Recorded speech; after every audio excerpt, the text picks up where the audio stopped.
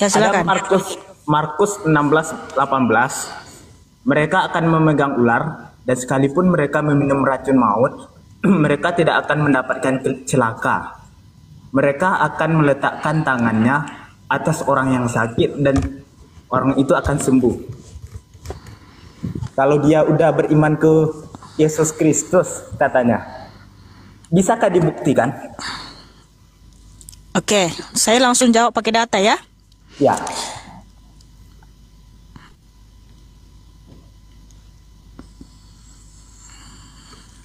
Tuhan Yesus kan memberikan perintah kepada para rasul atau kepada umatnya di Markus 16 ayat 15 sampai 18. Lalu ia berkata kepada mereka, pergilah ke seluruh dunia, beritakanlah Injil kepada segala makhluk. Siapa yang percaya akan dibaptis, akan diselamatkan. Tetapi siapa yang tidak percaya akan dihukum. Tanda-tanda ini akan menyertai orang-orang yang percaya.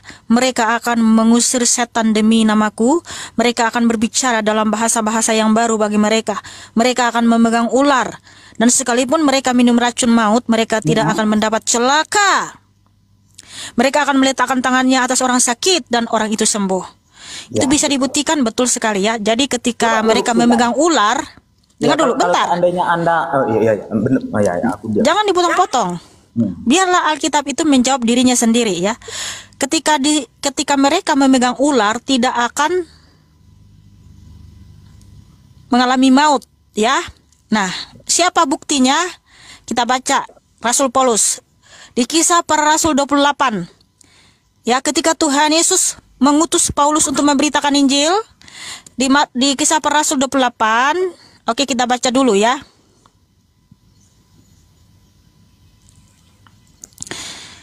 Setelah kami tiba dengan selamat di pantai, barulah kami tahu bahwa daratan itu adalah Pulau Malta.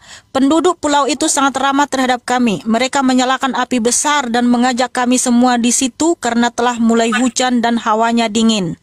Ketika Paulus memungut seberkas ranting-ranting dan meletakkannya di atas api, keluarlah seekor ular beludak karena panasnya api itu lalu menggigit tangan Paulus. Ketika orang-orang itu melihat ular itu terpaut pada tangan Paulus, mereka berkata seorang kepada yang lain, orang ini sudah pasti seorang pembunuh. Sebab meskipun ia telah luput dari laut, ia tidak dibiarkan hidup oleh Dewi Keadilan. Tetapi Paulus mengibaskan ular itu ke dalam api, dan ia sama sekali tidak menderita sesuatu. Namun mereka menyangka bahwa ia akan bengkak atau akan mati rebah seketika itu juga.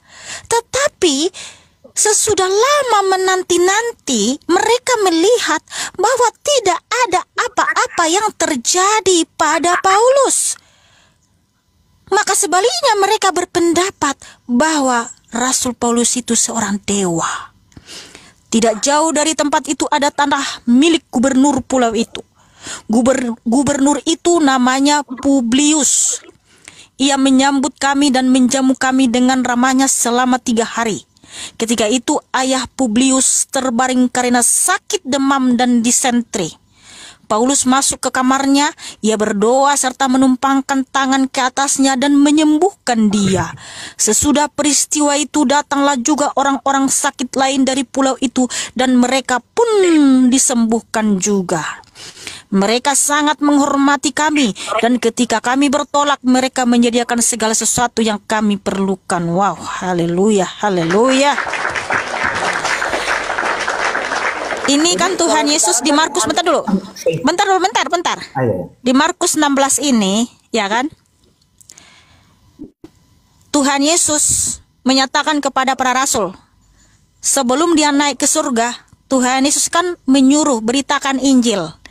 Ya, lalu tanda-tanda orang yang memberitakan Injil, mereka bisa mengusir setan dalam nama Tuhan Yesus, mereka bisa menyembuhkan orang sakit ketika menumpangkan tangan atasnya, lalu juga ketika digigit ular yang sangat beracun nggak mati-mati. Nah, lalu Tuhan Yesus naik ke surga. Kemudian Tuhan Yesus mengutus Rasul Paulus dan rasul-rasulnya untuk memberitakan Injil. Dan buktinya Ketika Paulus pergi memberitakan Injil ke Pulau Malta, dia digigit ular yang sangat beracun, nggak mati-mati. Dia juga menumpangkan tangan atas orang sakit, semuanya sembuh. Itulah buktinya, saudaraku. Makanya mujizat terjadi hanya dalam nama Tuhan Yesus. Nah, terus udah jelas ya, teman-teman? Jadi kan sekarang saudariku kan penginjil sejati. Penginjil sejati, pengikut Yesus Kristus sejati, dan saya ingin membuktikan yang itu. Bisa nggak dibuktikan minum racun atau digigit ular yang berbisa atau meletakkan tangan di atas orang sakit? Anda tuh kan udah udah beriman kepada Yesus Kristus. Iya. Jadi saudaraku, atau nggak bisa dibuktikan? Kalau nggak bisa dibuktikan, boleh aku bertanya satu lagi? dengar dulu. Ya, saya di sini kan memberitakan Injil lewat media sosial. Rasul Paulus pergi ke Pulau Malta. Mereka pergi dari desa ke desa, dari kota ke kota, dari negara ke negara, ya kan? Makanya ketika tangannya ya mengambil kayu-kayu, dia digigit ular. Nah, saya bagaimana bisa saya digigit ular? Saya di rumah. Mikir. Kecuali saya memberitakan Injil itu ke desa-desa, ke hutan-hutan di dekat sana ya, di manalah yang pelosok-pelosok. Kalau ada ya yang pas saya memberitakan Injil itu saya digigit ular, pas lewat ular, mungkin karena saya duduk di semak-semak atau apa pas memberitakan Injil, itu pasti Tuhan menolong saya, melindungi saya supaya orang yang melihat itu pun percaya gitu loh. Saya kan di media sosial, saya di rumah memberitakan ini, bagaimana ular mau begigit saya, ular nggak ada di sini, gimana kamu? Tapi kemarin ada yang ngancam saya, ya, dia mau ngirim santet. Justru orang yang sekarang nggak kelihatan kemana. Dia bilang, 2 minggu lagi kau akan mengalami celaka. Nggak ada aku celaka. Banyak orang yang sudah mengancam atau apa itu ya, tahu lah, mungkin tak kirim-kirim apa lah gitu kan. Tapi aku nggak ada apa-apa tuh, nggak ada apa-apa tuh, ya. Jadi kalaupun ada yang ngirim santet ke saya, nggak akan bisa, saudaraku, karena ada kuasa Tuhan Yesus yang menyertai saya. Itu janji Tuhan Yesus. Orang yang memberitakan Injil, memberitakan namanya, sekalipun ada yang menyantet saya, nggak akan mempan. Ya, boleh. Tapi kan kalau seandainya ular ya nggak masuk akal ya kan. Dan ada yang itu tuh sekalipun mereka minum racun maut katanya. Mungkin dong sekarang minum racun maut untuk membuktikan gimana? Oke. Begini saudaraku, bukan berarti kami mencobai Tuhan. Kan ada juga ayat firman Tuhan, jangan mencobai Tuhan Allahmu, ya. Nah, di sini sekalipun mereka minum racun maut, ini konteksnya pada saat memberitakan Injil. Kamu pernah nggak dengar kesaksian, kamu searching di YouTube, orang yang memberitakan Injil diberikan racun nggak mati-mati, ya? Banyak para penginjil, mereka memberitakan Injil ke pedalaman, ke pelosok.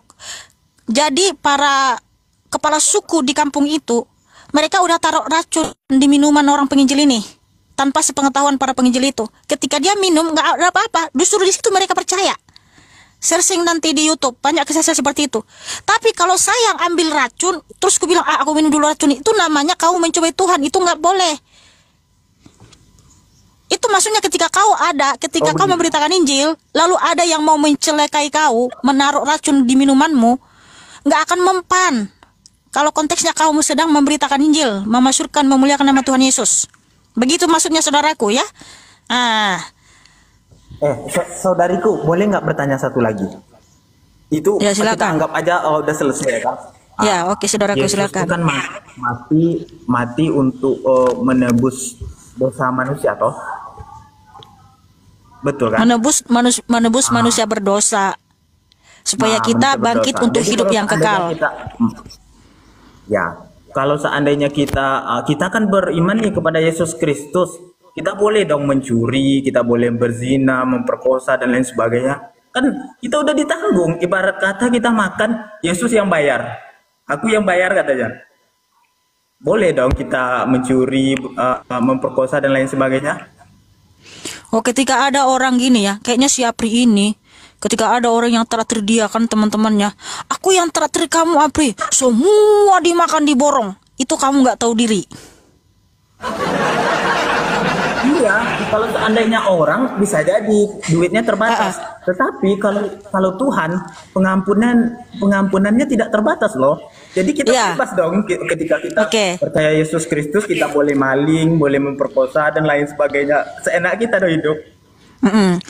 Ya kan, contoh lagi nih, yang mentraktir si Apri ini orang kaya konglomerat, tapi dia sewenaknya sebebasnya mengambilin barang-barang. Ya kan, kan ada konglomerat yang menasih saya, ini namanya kau nggak tahu diri. Kenapa? Karena Yesus sendiri yang bilang.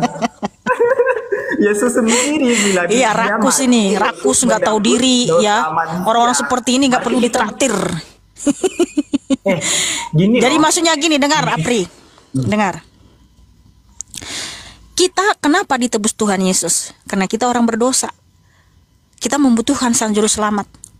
Kita orang berdosa membutuhkan Sang Juru Selamat. Kemudian Tuhan Yesus sudah menebus kita dari alam maut, sudah menyucikan segala dosa-dosa kita. Setelah kita disucikan, ya sudah bersih. Masa kamu masih main lumpur lagi? Masa kamu masih melakukan dosa lagi? Itu namanya kamu kurang ajar, nggak tahu diri. Makanya kamu akan binasa. Tapi, iya dong, dengar dulu saudaraku. Dengar, ya. Sesuai dengan firman Tuhan,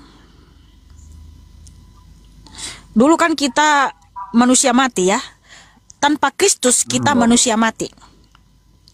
Tetapi ketika kita percaya kepada Kristus, kita menjadi manusia apa? Manusia baru. Sesuai dengan firman Tuhan di 2 Korintus 5 ayat 17. Jadi siapa yang ada di dalam Kristus, ia adalah ciptaan baru, yang lama sudah berlalu, sesungguhnya yang baru sudah datang. Nah, makanya dipertegas lagi di Efesus 4, ya, manusia baru. Nih, dengar baik-baik ayatnya saudaraku. Ketika kita sudah ditebus oleh Tuhan Yesus, diampuni oleh Tuhan Yesus, apa yang harus kita lakukan, ya? Dengar baik-baik. Efesus 4 ayat 17. Sebab itu kukatakan dan kutegaskan ini kepadamu di dalam Tuhan. Jangan hidup lagi sama seperti orang-orang yang tidak mengenal Allah dengan pikirannya yang sia-sia dan pengertiannya yang gelap. Jauh dari hidup persekutuan dengan Allah karena kebodohan yang ada di dalam mereka dan karena kedegilan hati mereka. Perasaan mereka telah tumpul sehingga mereka menyerahkan diri kepada hawa nafsu dan mengerjakan dengan serakah segala macam kecemaran. Tetapi kamu bukan demikian. Kamu telah belajar mengenal Kristus. Karena kamu telah mendengar tentang Dia dan menerima pengajaran di dalam Dia menurut kebenaran yang nyata dalam Yesus, yaitu bahwa kamu berhubung dengan kehidupan kamu yang dahulu harus meninggalkan manusia lama yang menemui kebinasaannya oleh nafsunya yang menyesatkan, supaya kamu dibaharui di dalam roh dan pikiranmu, dan mengenakan manusia baru yang telah diciptakan menurut kehendak Allah di dalam kebenaran dan kekudusan yang sesungguhnya. Karena itu, buanglah segala dusta dan berkatalah yang benar seorang kepada yang lain, karena kita adalah sesama anggota. Apabila kamu marah, janganlah kamu berbuat dosa, janganlah matahari terbenam sebelum padam amarahmu, dan janganlah beri kesempatan kepada iblis. Orang yang mencuri, janganlah ia mencuri lagi, tetapi baiklah ia bekerja keras dan melakukan pekerjaan yang baik dengan tangannya sendiri, supaya ia dapat membagikan sesuatu kepada orang yang berkekurangan. Janganlah ada perkataan kotor keluar dari mulutmu, tetapi pakailah perkataan yang baik untuk membangun, di mana perlu supaya mereka yang mendengarnya beroleh kasih karunia. Dan janganlah kamu mendukakan Roh Kudus yang telah memeteraikan kamu menjelang hari penyelamatan. Segala kepahitan, kegeraman, kemarahan, pertikaian, dan fitnah, hendaklah itu dibuang dari antara kamu. Demikian pula segala kejahatan, buang. Tetapi hendaklah kamu ramah seorang terhadap yang lain, penuh kasih dan saling mengampuni, sebagaimana Allah di dalam Kristus telah mengampuni kamu. Nah, itulah anak-anak Tuhan, saudaraku. Saudariku, aku mengomentari ya kan. Jadi ibarat kata gini loh. Yesus tuh kan udah apa? Udah mengampuni dosa kita, udah meraktir kita ya kan? Berarti maaf-maaf cakap ya kan, pelit dong dia. Setelah dia bilang traktir jangan makan ini, jangan makan itu katanya. Ini nggak dibolehkan katanya. Ibaratnya kita kan tadi menurut saudariku menjadi manusia baru lagi. Ibarat Loh, ya kan? kamu kan diampuni dosa-dosamu, makanya kamu nggak boleh lagi melakukan dosa-dosa itu. Gimana sih kamu ini? Tapi dia udah itu loh. Udah Kan ini tentang pengampunan dosa. Tuhan Yesus kan sudah mengampuni dosa kita, maka kita nggak boleh lagi melakukan dosa gitu. Terima kasih Tuhan Yesus memberkatimu dan mengasihimu, saudaraku ya. God bless you. Entah. Udah cukup. Udah begitu panjang lebar dari tadi saya serahkan, saya bacakan firman Tuhan, bolak-balik lagi di situ. Ya Tuhan Yesus kan sudah mengampuni dosa-dosa kita. Masa kamu lagi berbuat dosa?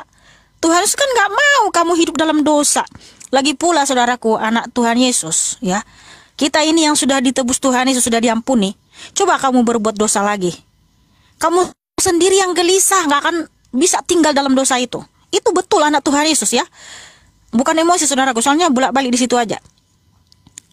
Anak-anak Tuhan Yesus yang sejati, kalau dia masih melakukan dosa, dia sendiri yang gelisah, dia akan keluar dari dosa itu.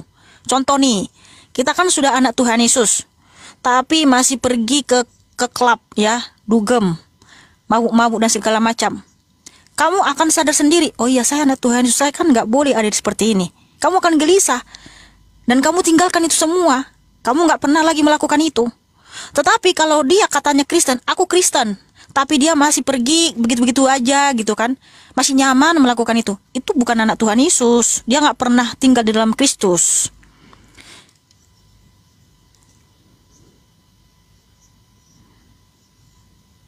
Makanya aku heran ya, kalau ada, terima kasih Wengkol, kalau ada katanya dia ngaku-ngaku pemberita Injil ya kan, apologet, tapi kerjaannya dari mulutnya keluar kata-kata kotor, menghina, merendahkan. Ini anak Tuhan Yesus pemberita Injil apa bukan? Setiap nanti yang keluar dari mulutnya itu kan kata-kata yang jorok, kata-kata kotor. Setiap ada orang bertanya, dihina, dimaki. Saya heran, ini sebenarnya dia ini anak Tuhan Yesus, betul-betul dipilih Tuhan Yesus memberitakan Injil atau bagaimana?